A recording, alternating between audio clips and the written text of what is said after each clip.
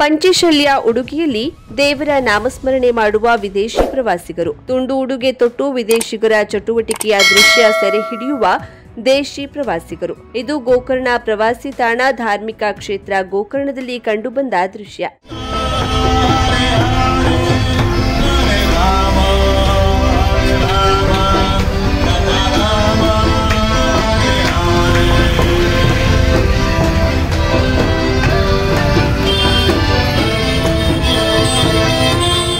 ಧಾರ್ಮಿಕ ಕ್ಷೇತ್ರಕ್ಕೆ ಪ್ರತಿ ವರ್ಷ ಭೇಟಿ ನೀಡಿ ಆಧ್ಯಾತ್ಮಿಕ ಚಟುವಟಿಕೆಯಲ್ಲಿ ತೊಡಗಿಕೊಳ್ಳುವ ವಿದೇಶಿ ಪ್ರವಾಸಿಗರು ಆಗಮಿಸಿದ್ದು, ಸಂಜೆ ವೇಳೆ ವೆಂಕಟರಮಣ ದೇವಾಲಯದಿಂದ ರಥಬೀದಿ ಮಾರ್ಗವಾಗಿ ಮುಖ್ಯ ಕಡಲ ತೀರದವರೆಗೆ ದೇವರ ನಾಮಸ್ಮರಣೆ ಮಾಡುತ್ತಾ ಸಾಗುತ್ತಿದ್ದು, ಎಲ್ಲರ ಗಮನ ಸೆಳೆಯುತ್ತಿದ್ದಾರೆ.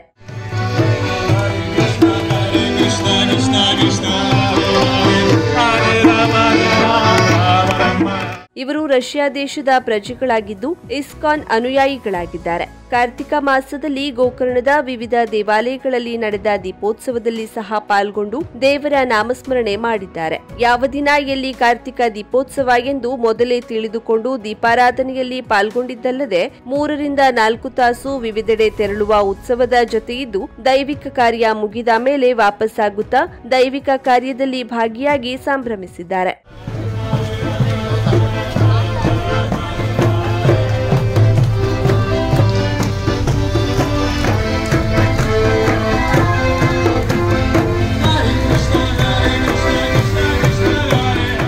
ಹಲವು ವಿದೇಶಿಗರು ಸಂಸ್ಕೃತ ಅಧ್ಯಯನ ಮಾಡಿದ್ದಾರೆ.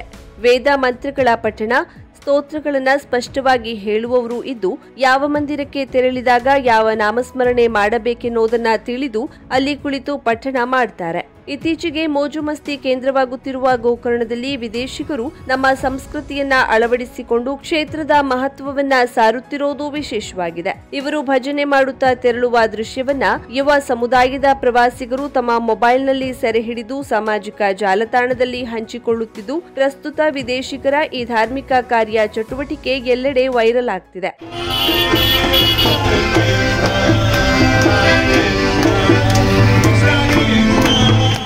ಕರಾವಳಿ ಮುಂಜಾವು ಡಿಜಿಟಲ್ ನ್ಯೂಸ್, ವಿನಾಯಕ್ ಶಾಸ್ತ್ರಿ, ಗೋಕರ್ಣ.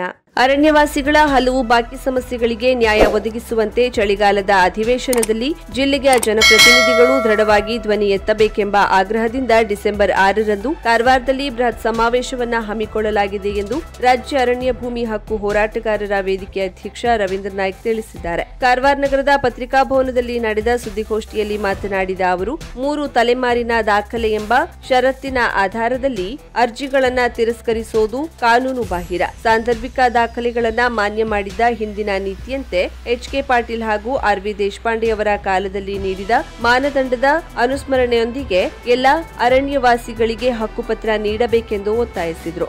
ಅರಣ್ಯ ಹಕ್ಕು ಕಾಯ್ದೆಯಡಿ ಅರ್ಜಿಗಳ ಪುನರ್ ಪರಿಶೀಲನೆ ಪ್ರಕ್ರಿಯೆ ಪೂರ್ಣಗೊಳ್ಳುವವರೆಗೂ ಅರಣ್ಯವಾಸಿಗಳನ್ನ ಒಕ್ಕಲೆಬ್ಬಿಸುವ ಯಾವುದೇ ಕ್ರಮ ಕೈಗೊಳ್ಳಬಾರದೆಂದು ಸಮಾವೇಶದ ಪ್ರಮುಖ ಬೇಡಿಕೆಯಾಗಿದೆ ಎಂದರು. 1978ರ ಪೂರ್ವದಲ್ಲಿ ಕೇಂದ್ರ ಸರ್ಕಾರ ನೀಡಿದ 2513 ಪ್ರಕರಣಗಳ ಅನುಮತಿ, ಜಿಲ್ಲೆಯಲ್ಲಿರುವ ಸುಮಾರು 2000ಕ್ಕೂ ಹೆಚ್ಚು ಹಂಗಾಮಿ ಲಾಗಣಿಗಳಿಗೆ ತ್ವರಿತವಾಗಿ ಭೂ ಹಕ್ಕು ಮಂಜೂರು ಮಾಡುವುದು, ತಪ್ಪು ಜಿಪಿಎಸ್ ಅಳತೆಗಳ ಮೇಲ್ಮನವಿ ಪ್ರಕರಣಗಳಿಗೆ ಪುನರ್ ಜಿಪಿಎಸ್ ಮಾಡುವಂತೆ ಸರ್ಕಾರದಿಂದ ಸ್ಪಷ್ಟ ನಿರ್ದೇಶನ ನೀಡುವುದು ಸೇರಿದಂತೆ ಒಟ್ಟು 6 ಪ್ರಮುಖ ಬೇಡಿಕೆಗಳನ್ನು ಸಮಾವೇಶದಲ್ಲಿ ಪ್ರಸ್ತಾಪಿಸಲಾಗುವುದೆಂದು ಹೇಳಿದರು. ಕಾನೂನು ಬಾಹಿರವಾಗಿ ಅರ್ಜಿಗಳನ್ನು ತಿರಸ್ಕರಿಸುವುದು ಹಾಗೂ ಅರ್ಜಿಗಳು ಪರಿಶೀಲನೆಯಲ್ಲಿರುವಾಗಲೇ ಒಕ್ಕಲೆಬ್ಬಿಸುವ ಕ್ರಮ ಕೈಗೊಳ್ಳುತ್ತಿರುವ ಬಗ್ಗೆ ಡಿಸೆಂಬರ್ 6ರಂದು ಜಿಲ್ಲೆಯಾದ್ಯಂತ ಆಗಮಿಸುವ ಅರಣ್ಯವಾಸಿಗಳು ಜಿಲ್ಲಾಧಿಕಾರಿಗಳಿಗೆ ಬೃಹತ್ ಸಂಖ್ಯೆಯಲ್ಲಿ ಆಕ್ಷೇಪಣಾ ಪತ್ರ ಸಲ್ಲಿಸಲಿದ್ದಾರೆ ಎಂದರು.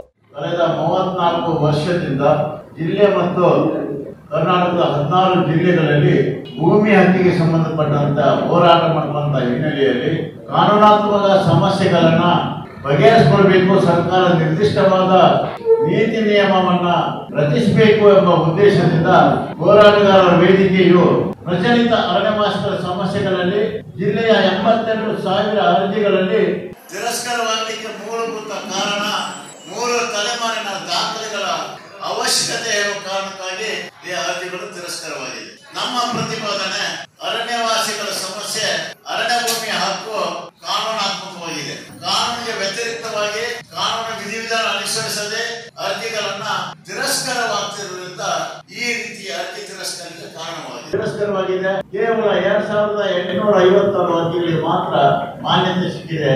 ಹೆಚ್ಚು ಕಡಿಮೆ 3% ಅರ್ಜಿಗಳು ಮಾತ್ರ ಮಾನ್ಯತೆವಾಗಿದೆ. ಹಾಗಾಗಿ ನಾವು ಸರ್ಕಾರಕ್ಕೆ ಆಗ್ರಹ ಮಾಡೋದೇನಂತ ಹೇಳಿದ್ರೆ, ಹಿಂದೆ ಇದೇ ಕಾನೂನಿನಲ್ಲಿ ಈಗ ಕಾನೂನು ಸಚಿವರಾದಂತ ಮಾನ್ಯ ಎಚ್ ಕೆ ಪಾಟೀಲ್ ಅವರು ಗದಗದಲ್ಲಿ 1000ಕ್ಕಿಂತ ಹೆಚ್ಚು ಹಕ್ಕುಪತ್ರವನ್ನು ಕೊಟ್ಟಿದ್ದಾರೆ. ಇದೇ ಕಾನೂನಿನಲ್ಲಿ ನಮ್ಮ ಜಿಲ್ಲಾ ಉಸ್ತುವಾರಿ ಸಚಿವರಾದಂತಹ ಆರ್ ವಿ ದೇಶಪಾಂಡೆ ಅವರು ಸಹಿತ 252 ಪಾರಂಪರಿಕ ಹಕ್ಕನ್ನು ಕೊಟ್ಟಿದ್ದಾರೆ. ಹಾಗಾಗಿ ಯಾವ ರೀತಿಯಾಗಿ ಹಿಂದಿನ ಇದೇ ಕಾನೂನಲ್ಲಿ ಅದೇ ಮಾನದಂಡದಲ್ಲಿ ಹಕ್ಕುಪತ್ರ ಕೊಡಬೇಕು ಅಂತ ಹೇಳಿ ನಾವು ಈ ಚಳಿಗಾಲದ ಅಧಿವೇಶನದಲ್ಲಿ ನಿರ್ಣಯ ಮಾಡಬೇಕು ಅಂತ ಹೇಳಿ ಆಗ್ರಹವನ್ನು ಮಾಡ್ತಾ ಇದ್ದೇವೆ. ಇವತ್ತಿನ ಅರಣ್ಯವಾಸಿಗಳ ಈ ಸಮಸ್ಯೆಗಳಲ್ಲಿ ಕಾನೂನಲ್ಲಿ ಸ್ಪಷ್ಟವಾದ ಉಲ್ಲೇಖವಿದೆ. ಅರ್ಜಿ ಕೊಟ್ಟ ಮೇಲೆ ಯಾವುದೇ ರೀತಿಯ ಅರ್ಜಿಗಳು ತಿರಸ್ಕಾರ ಮಾಡಿ ಬರುವುದಿಲ್ಲ, ಪುನರ್ ಪರಿಶೀಲನೆ ಆಗುವವರಿಗೆ ಪ್ರಸ್ತಾಪವಾಗಿದೆ. ಆದರೆ ಇವತ್ತು ಅರ್ಜಿಗಳು ವಿಚಾರಣೆ ಹಂತದಲ್ಲಿ ಜಿಲ್ಲೆಯಲ್ಲಿ 73,000 ಅರ್ಜಿಗಳು ತಿರಸ್ಕಾರವಾಗಿದೆ. ನಮ್ಮ ಆಗ್ರಹಗಳೇನಂತ ಹೇಳಿದ್ರೆ, ಅರಣ್ಯ ಹಕ್ಕು ಕಾಯ್ದೆಗೆ ಅರ್ಜಿ ಕೊಟ್ಟಿರುವಂತದ್ದು ಅರ್ಜಿ ಪುನರ್ ಪರಿಶೀಲನೆ ಆಗುವವರೆಗೂ ಇದನ್ನ ಒಕ್ಕಲಬಿಸಬಾರದು ಅಂತ.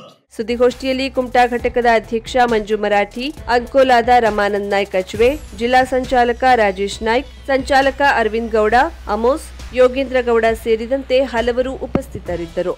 ಉತ್ತರ ಕನ್ನಡ ಶೈಕ್ಷಣಿಕ ಜಿಲ್ಲೆ ಹಾಗೂ ಶಿರ್ಸಿ ಶೈಕ್ಷಣಿಕ ಜಿಲ್ಲೆಯಲ್ಲಿ ಕಳೆದ ವರ್ಷ 9ನೇ ತರಗತಿಯಿಂದ ಈ ವರ್ಷದ 10ನೇ ತರಗತಿಗೆ ಬರುವಾಗ ಸುಮಾರು 1,000ಕ್ಕೂ ಅಧಿಕ ಮಕ್ಕಳು ಶಾಲೆಯಿಂದ ಡ್ರಾಪ್ ಔಟ್ ಆಗಿದ್ದಾರೆ ಎನ್ನುವ ಮಾಹಿತಿ ಲಭ್ಯವಾಗಿದೆ. ಹೀಗಾಗಿ ಶಾಲೆಯಿಂದ ಡ್ರಾಪ್ ಔಟ್ ಆದ ಪ್ರತಿಯೊಂದು ಮಗುವಿನ ಮನೆಗೆ ಭೇಟಿ ನೀಡಿ ಮಗುವಾರು ವರದಿಯನ್ನ ಮಕ್ಕಳ ಹಕ್ಕುಗಳ ರಕ್ಷಣಾ ಆಯೋಗಕ್ಕೆ ಸಲ್ಲಿಸುವಂತೆ 2 ಶೈಕ್ಷಣಿಕ ಜಿಲ್ಲೆಗಳ ಅಧಿಕಾರಿಗಳಿಗೆ ಸೂಚನೆ ನೀಡಲಾಗಿದೆ ಎಂದು ಮಕ್ಕಳ ಹಕ್ಕುಗಳ ರಕ್ಷಣಾ ಆಯೋಗದ ಸದಸ್ಯ ಡಾ ತಿಪ್ಪೇಸ್ವಾಮಿ ಕೆಟಿ ತಿಳಿಸಿದ್ದಾರೆ. ಜಿಲ್ಲಾಧಿಕಾರಿಗಳ ಕಚೇರಿ ಸಭಾಭವನದಲ್ಲಿ ಉತ್ತರ ಕನ್ನಡ ಜಿಲ್ಲೆಯ ಶಾಲಾ ಶಿಕ್ಷಣ ಮತ್ತು ಸಾಕ್ಷರತಾ ಇಲಾಖೆಯ ಎಲ್ಲ ಅಧಿಕಾರಿಗಳೊಂದಿಗೆ ಮಕ್ಕಳ ಉಚಿತ ಮತ್ತು ಕಡ್ಡಾಯ ಶಿಕ್ಷಣ ಕಾಯ್ದೆ 2019ರ ಪ್ರಗತಿ ಪರಿಶೀಲನಾ ಸಭೆ ಹಾಗೂ ಮಕ್ಕಳು ಹದಿಹರೆಯದವರ ಬಾಲಕಾರ್ಮಿಕ ಪದ್ಧತಿ ನಿಷೇಧ ಕುರಿತು ಪ್ರಗತಿ ಪರಿಶೀಲನಾ ಸಭೆ ನಡೆಸಿದ ನಂತರ ಕರಾವಳಿ ಮುಂಜಾವು ಡಿಜಿಟಲ್ ಪ್ರತಿನಿಧಿ ಜೊತೆ ಮಾತನಾಡಿದ ಅವರು 1,000ಕ್ಕೂ ಅಧಿಕ ಮಕ್ಕಳು 10ನೇ ತರಗತಿಗೆ ಯಾಕೆ ನೋಂದಣಿಯಾಗಿಲ್ಲ, ಯಾವೆಲ್ಲ ಕಾರಣಗಳಿಂದ ನೋಂದಣಿಯಾಗಿಲ್ಲ,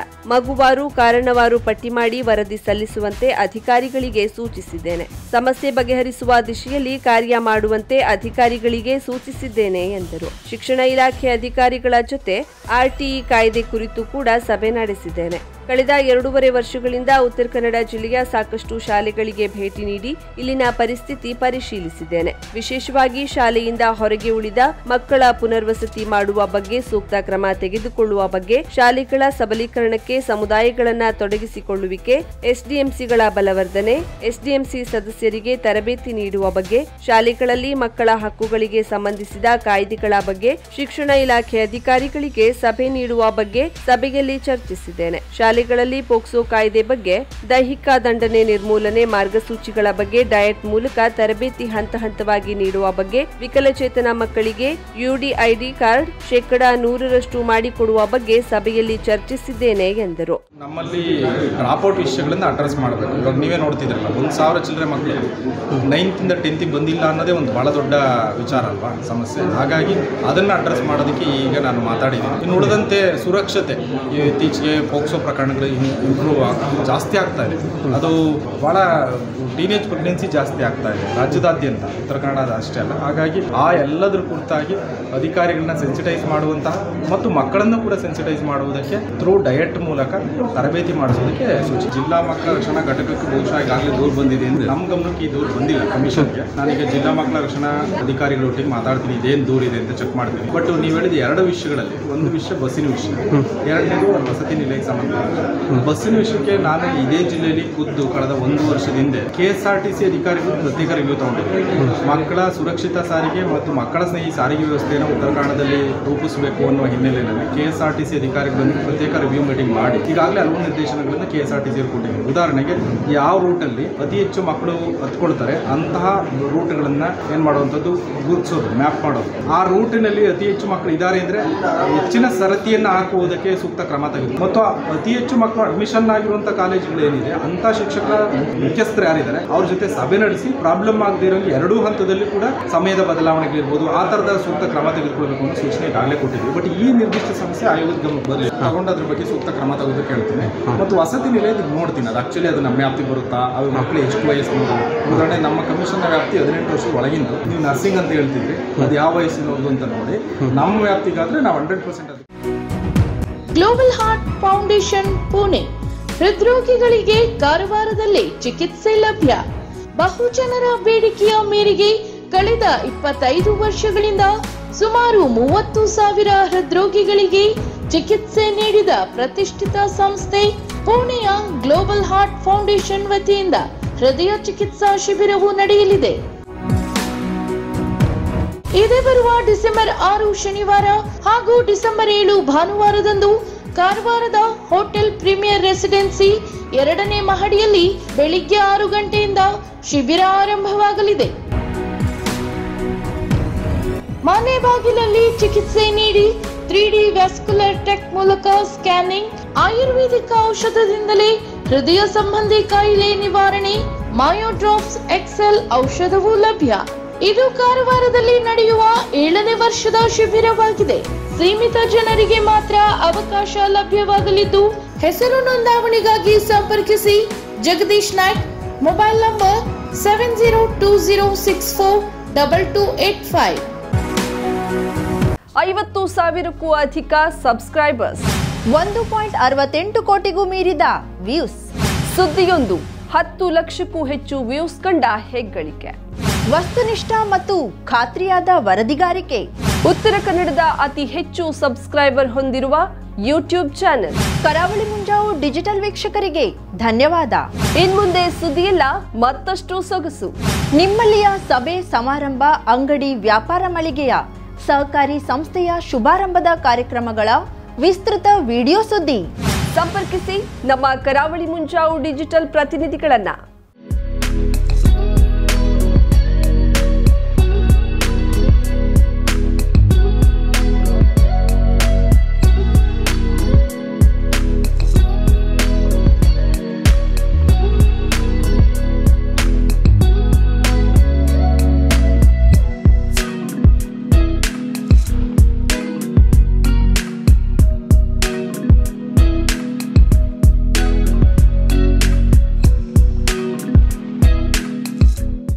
ಸಮಾರಂಭ ನಿಮ್ಮದು, ಸಂಭ್ರಮ ನಮ್ಮದು. ನೋಡ್ತಾ ಇರಿ ಕರಾವಳಿ ಮುಂಜಾವು ಡಿಜಿಟಲ್.